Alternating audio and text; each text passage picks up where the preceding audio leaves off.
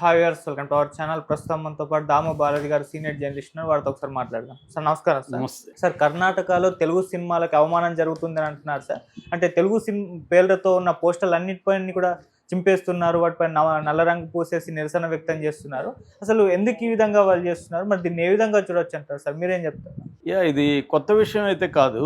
అంటే ఈ మధ్య తెలుగు పోస్టులు చించేస్తున్నారు కాబట్టి మనం మాట్లాడతాం, కానీ వాళ్ళు ఎప్పటి నుంచో హిందీ పోస్టులు చించేసినారు, గతంలో తమిళ పోస్టులు చించేశారు.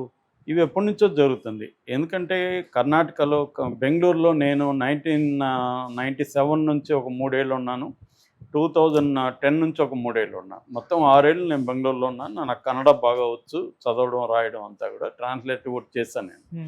కాబట్టి నేను చూశాను ప్రత్యక్షంగా కూడా. అక్కడ ఏంటంటే కర్ణాటక రక్షణ వేదిక అనేది వెరీ పాపులర్ అనమాట.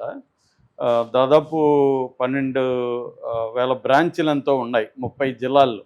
దాదాపు 60 లక్షల మంది సభ్యులు ఉండేవాళ్ళు. అది కూడా ఈ మధ్య చీలింది. ఒకటి నారాయణ గౌడ ఫ్యాక్షను అట్లాగా చీలిందనమాట.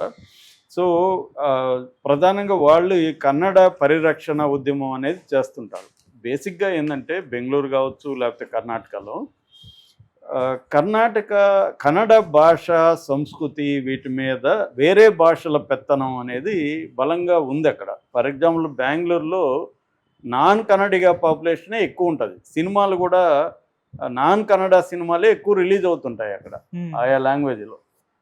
అందువల్ల వాళ్ళు ఏంటంటే ప్రొటెక్షనిజం, కన్నడాన్ని కాపాడాలి అన్న ఇది అక్కడ బలంగా ఉంటుంది. అందుకనే సందుకు వీధి వీధికి కన్నడ యువకుల సంఘ బోర్డులు దర్శనమిస్తుంటాయి మనకి ఇక్కడ తెలుగు యువకుల సంఘం బోర్డు ఎక్కడ కనబడదు కదా, కానీ అక్కడ కన్నడ యువకుల సంఘ అనేది బోర్డు ఉంటుంది.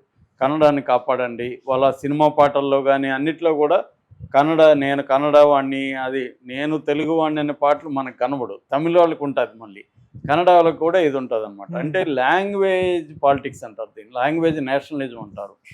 భాషా జాతీయవాదం, భాషా రాజకీయాలు.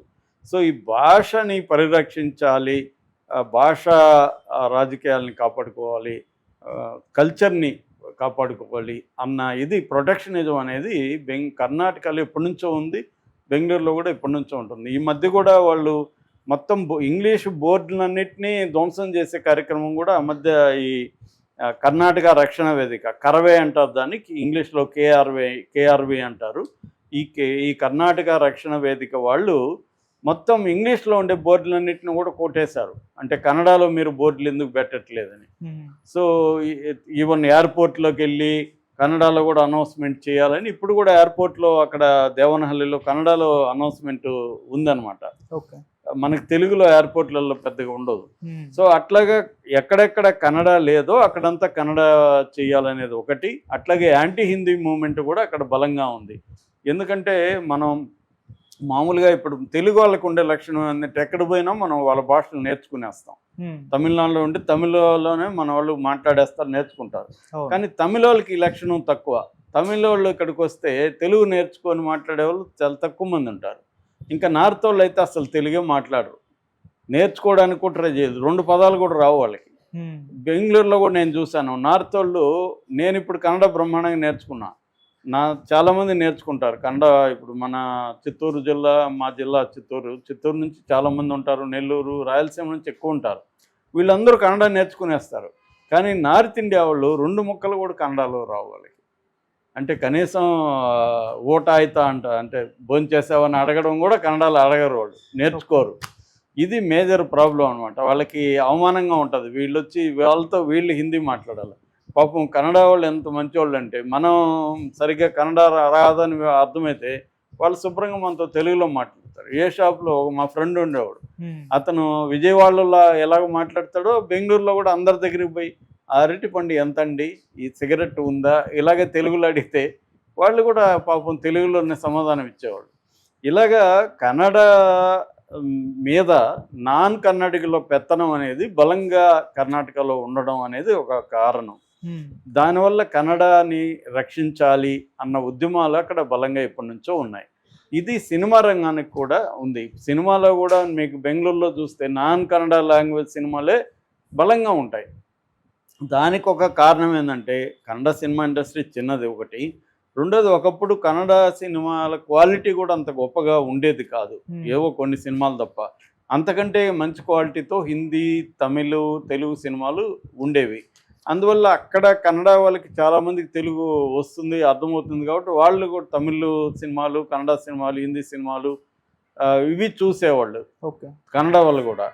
అందువల్ల ఏమైంది, కన్నడ ఇండస్ట్రీ అనేది ఇంకా ఇబ్బందిలోకి వెళ్ళిపోయింది. దాంతో వాళ్ళు డబ్బింగ్ని బ్యాన్ చేశారు. చాలా కాలం పాటు డబ్బింగ్ లేదు. ఇప్పుడు కూడా డబ్బింగ్ సినిమాలు అంటే టీవీల్లో వాటిలో వస్తున్నాయి, కానీ మెయిన్ స్ట్రీమ్ థియేటర్లో డబ్బింగ్ సినిమాలని ఆడించకూడదు అనేది ఉంది.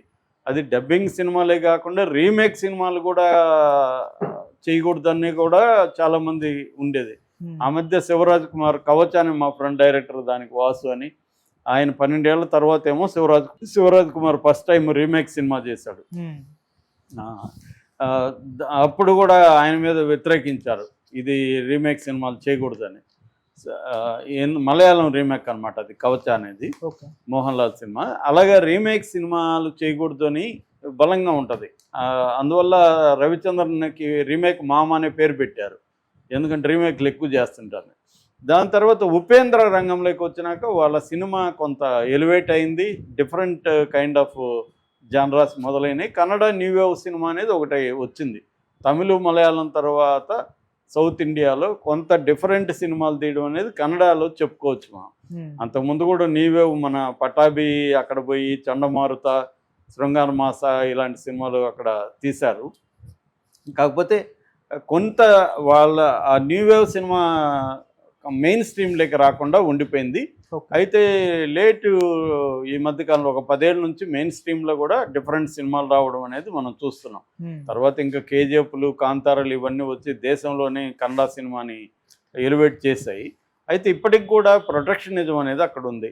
ఎందుకంటే తెలుగు పోస్టర్లు వేసుకొని ఉన్నారని చెప్పి ఇప్పుడు సంక్రాంతి సినిమాలు రిలీజ్ ఉన్నాయి కదా, ఈ డాకు మహారాజు, గేమ్ చేంజర్, ఈ పోస్టర్లు చించేయడం ఇవన్నీ మొన్న మొదలుపెట్టారు. కాకపోతే ఇది ఏదో మన తెలుగుకు వ్యతిరేకంగానే కాదు, కన్నడ వాళ్ళు అన్ని భాషలకు వ్యతిరేకంగా ఇదే పని చేస్తున్నారు. ఇక్కడేదో మన తెలుగు వాళ్ళు హర్ట్ అవ్వాల్సిన అవసరం ఏమి లేదు. మన తెలుగుకి ఏదో అన్యాయం జరిగిపోతున్నట్టు మన మీడియా చెప్తుంది, కానీ ఇక్కడ తెలుగుకి ఏం అన్యాయం జరగలేదు. వాళ్ళని మనం అర్థం చేసుకోవాలి, వాళ్ళ ప్రొటెక్షనిజాన్ని మనం అర్థం చేసుకోవాలి. ఇప్పుడు ఎందుకు ప్రొటెక్షనిజం ఉంటుంది, వాళ్ళ ఉనికికే ప్రమాదం వచ్చినప్పుడు వాళ్ళు ప్రొటెక్షనిజం అని ఉంటుంది. ఇప్పుడు ఎందుకు ట్రంప్ విదేశీ వస్తువుల ఇంపోర్ట్ల మీద నేను ట్యాక్స్లు వేస్తానని చెప్తున్నాడు, అక్కడ అమెరికాలో ఉండే మ్యానుఫ్యాక్చరింగ్ సెక్టర్ ఇబ్బంది పడుతుంది, అది రూయిన్ అయిపోతుంది అని చెప్పి ఆయన ప్రధానంగా చైనా గూడ్స్ ఎక్కువ ఉన్నాయి కాబట్టి చైనా వాళ్ళ మీద 100%, ఇటు మెక్సికో సరుకుల మీద 100%, మిగతా వాటి మీద 20%, అలాగే నేను ట్యాక్స్లు ఇంపోజ్ చేస్తానని అంటున్నాడు. That is called protectionism. అంటే వాళ్ళ దీన్ని ప్రొటెక్ట్ చేసుకోవాలంటే విదేశీ వస్తువుల్ని తగ్గించాలి. ఇదే లాజికే కర్ణాటక కూడా వర్తిస్తుంది. కల్చరల్ ప్రొటెక్షనిజం అని చెప్పచ్చు ఇది. వాళ్ళ లాంగ్వేజ్ని, వాళ్ళ కల్చర్ని ప్రొటెక్ట్ చేసుకోవడానికి. రెండోది, నువ్వు బెంగళూరులో వచ్చేసి, కర్ణాటకలో వచ్చేసి హిందీ ఇంపోజిషను, హిందీలోనే బోర్డులు ఉంటాయి, ఇంగ్లీష్లోనే బోర్డులు ఉంటాయి, కన్నడలో ఉండకపోతే ఎలాగా అన్నది వాళ్ళకి ఇది. వాళ్ళేమో ఇంగ్లీష్కి వ్యతిరేకం కాదు, కానీ వాళ్ళ లాంగ్వేజ్ని పరిరక్షించాలి.